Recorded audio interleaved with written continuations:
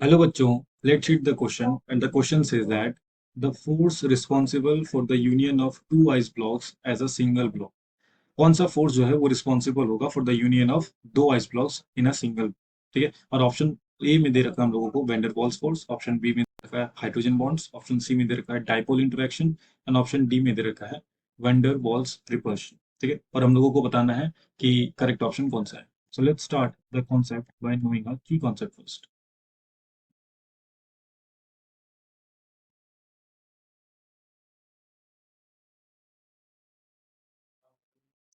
So the key concept for this particular question will be hydrogen bonding. Hydrogen bonding तो समझते हैं पहले कि हाइड्रोजन बॉन्डिंग क्या होता है। तो हाइड्रोजन बॉन्डिंग जो है एक तरह का डाइपोल डाइपोल इंटरेक्शन रहता है। Dipole dipole interaction. अब ये डाइपोल डाइपोल इंटरेक्शन किसके बीच रहता है? तो ये रहता है हम लोगों का बिटवीन हाइड्रोजन,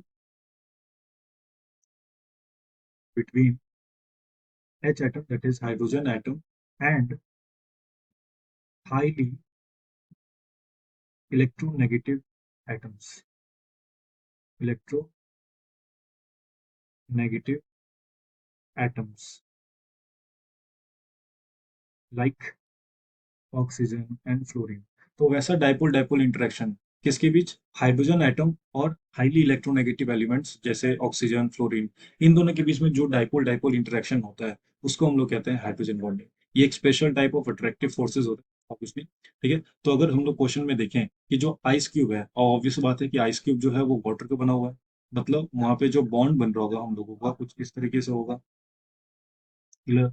और अगर दूसरे आइस क्यूब में देखें तो वो भी जो बॉन्ड बन रहा होगा हम लोगों का कुछ इस तरीके से होगा।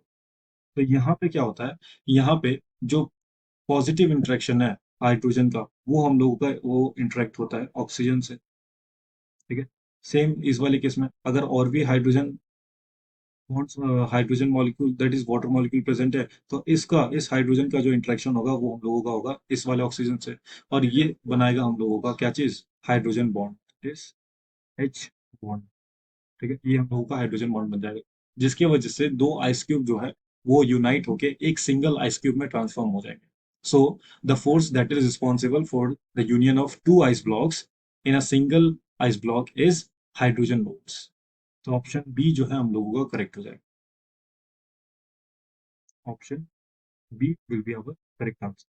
Hope you enjoyed the concept. Thank you and best of